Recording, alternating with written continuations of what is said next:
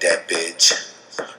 That bitch. School's in, I'ma read that bitch. I'ma write a dissertation to excuse my shit when I act out of line and I spit and I kick and I rip and I dip and I yard trick. What bitch you don't like my shit? What bitch wanna fight me? Trick in the back of the classroom said he talking shit. Better shut your ass up before I reach you real quick. I'ma reach that bitch. I'ma teach that bitch. I'ma give that bitch some knowledge. I'ma take that bitch to college. I'ma reach that bitch. I'ma teach that bitch. I'ma take that bitch to college. I'ma give that bitch some knowledge. I'ma read, I'ma read, I'ma read. I'ma read, I'ma read, I'ma read. I'ma read that bitch. That bitch. Class time. In order to better accommodate those who don't live in New York, which I've always felt is a mistake, I am trying to recreate for you the reading that took place on the 19th of July in celebration of the Opiate's 6th issue. And I have some beautiful plants as a background. And I'm just gonna, start. I couldn't get everybody fully because I'm just a ratchet girl with an iPhone, but here goes. The intro went something exactly like this. Hello. Welcome to the Opiate's Den, at least for the next hour or so. Tonight we have a hypnotic lineup that begins with Sam Fari from Ithaca, New York, who is the co-founder of the Build-A-Beard group with Malik Crumpler, an honorary Parisian. And without further ado, reading Don't Matter, here's Sam. My mom named Peg, and her boss at the laundromat called her Pig, and the first time I heard about it, I couldn't think of my mom the same ever again. 'Cause she not. She's cute, my mom. I asked her why they call her that, what she did, and she said, I gotta make ends meet for you two boys. But it was only me in the kitchen with her when she said it.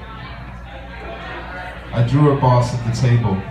She took a break from fixing lunch and said, when you're done with him, I got a couple more you can do. She lit her cig in Oscar's kitchen and she ain't supposed to.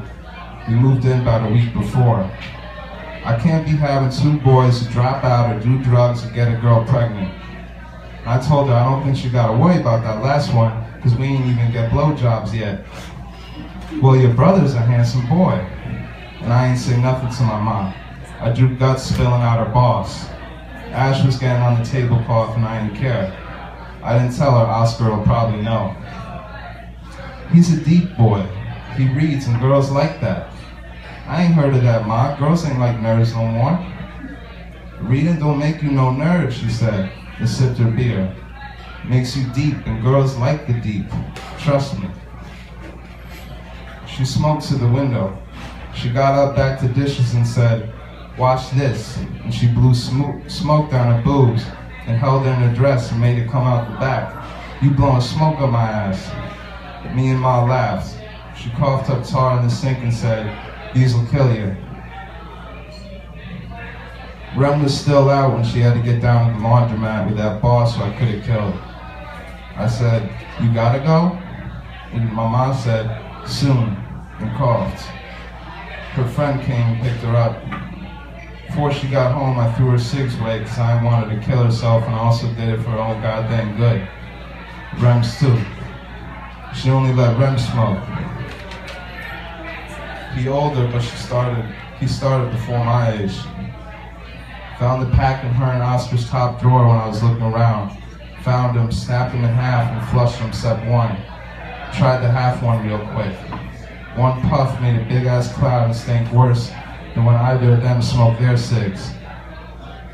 I tried covering it up with a bunch of shit, but my mom got home and bent me over the back of a chair and spanked the shit out of me for doing what she do. Cause she a goddamn brat about her cigs. That's $20 goddamn. What do you do with the pack? I said, threw it. Where? Whole time I'm yelling at her, it's cause I love you. And she whipped the garbage can out the sink and made me dig in for it. Upside down, a bunch of wet coffee and girl underwear. Ron Colm is, to me, representative of the New York I always romanticized before moving here. The one where you could shoplift rhinestone boots from Love Saves the Day and had an easier time finding a place to crash than a Starbucks. His story as A sea change. I'm not doing another take on that. This is authentic, okay? From right, his story, A Sea Change, which stems from his Duke and Jill collection, appeared in our 3rd issue, and tonight he will dazzle you once again with his hard-boiled style. Ugly George.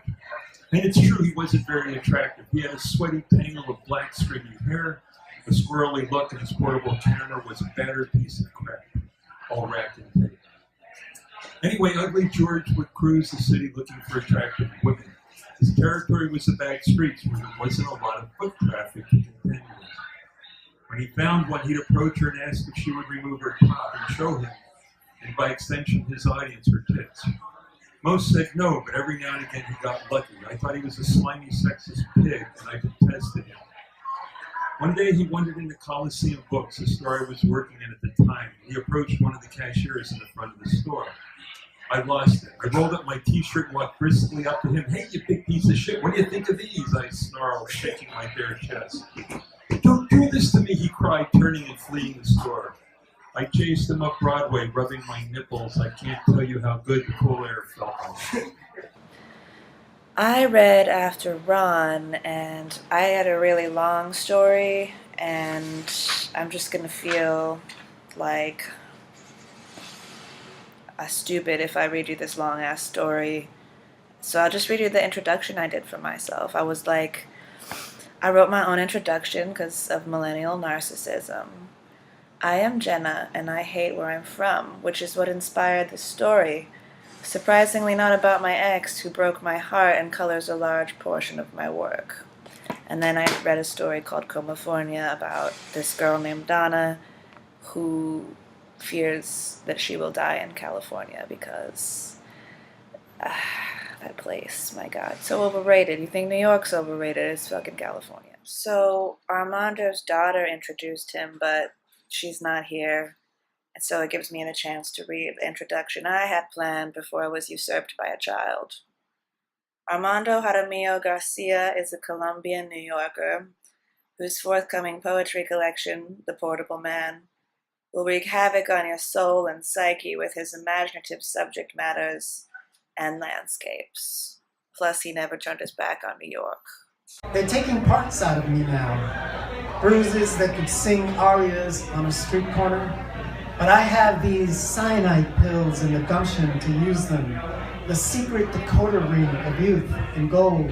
Parts moving without their parts in a sequence.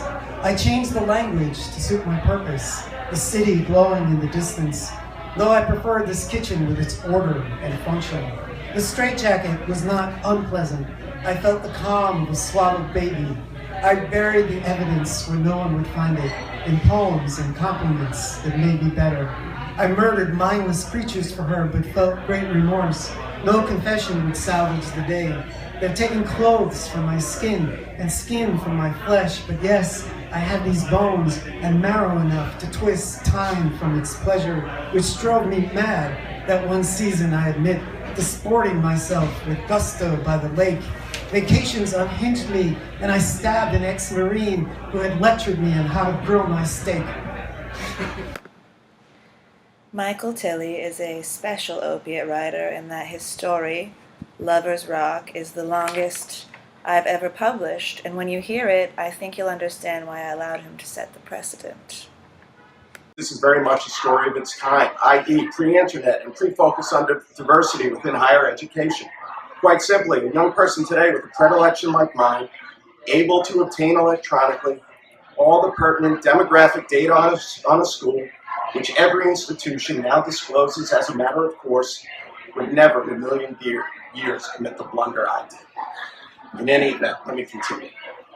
Having squandered such a chunk of peak virility marooned in an erotic wasteland, I was ferociously determined as I prepared to begin graduate studies not to repeat this agony during the next phase of my life.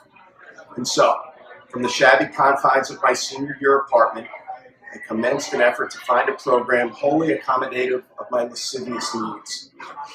The targets of this phone campaign were, logically, the admissions offices of each university I was considering, custodians of the information vital to my success. My scheme was simple. Partly out of discretion and partly for my own amusement, I assumed the persona of an earnest young American teaching in Asia, a specific country varied according to when, now calling on behalf of a rather introverted pupil, a potential exchange student, for whom I wish to ensure as close a transition to the States as possible. Ergo, exactly how many students of Asian ancestry, undergraduate and graduate combined, matriculated at the school? The ruse worked every time, and before long I could clearly identify, without, I must emphasize, having to sacrifice anything at all in the way of academic rigor or prestige, the most sensually promising of all my options. My decision was made. Though the final days of college still remained to be endured, from that moment forward I was merely marking time. I existed in a sort of perpetual dream state, my mind always on the future, alternately delirious at the ecstasy awaiting me and vexed I could not yet seize it. At last, however, this limbo reached an end. As I set out for paradise on a wet, humid morning that nonetheless seemed the loveliest I had known, the reveries rocketing wildly about my head, fired by the heat of long-thwarted yearning, made my lewd meditations on the drive to college with my parents appear quite innocent by comparison. Amy Christina Berg is a sometimes writer, erstwhile party girl. Her short stories have been published in places like Farmhouse, which no longer exists. Luckily for the moment, the Opiate still does, and indeed her story, The Argonauts, expresses... I'm so tongue-tied.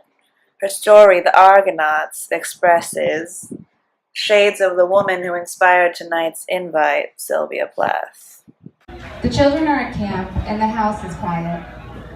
It had been Jason's idea to send them off into the wilderness with their canteens and sleeping bags and insect repellent and sunscreen and comic books. Fresh air, Jason had said. Fresh air and exercise are good for growing bodies. Maddie takes another sip of wine. She's been staring out the window all afternoon, still dressed in the yellow linen gown she slept in last night. Her dark hair is greasy and sticking to her forehead in unflattering clumps. The day after they sent the kids to camp, he had said he was leaving. It wasn't entirely unexpected. "What do you mean?" she had asked. "I'll call you," he had said. Maddie was asleep when the phone rang. "Hello? Did I wake you?" he asked. "No, I was cleaning the kitchen." "Is now a good time? Should I call back?" "No, it's okay." She tried to sound upbeat. "Maybe we should meet for a drink." "I don't know," she said. "Are you coming home?"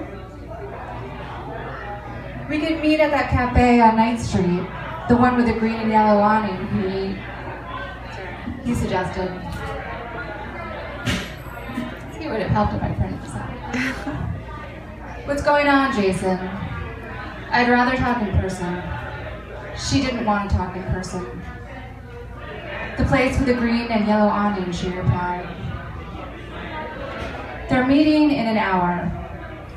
Pouring wine into an antique glass they bought at the flea market, she breathes a long sigh of relief.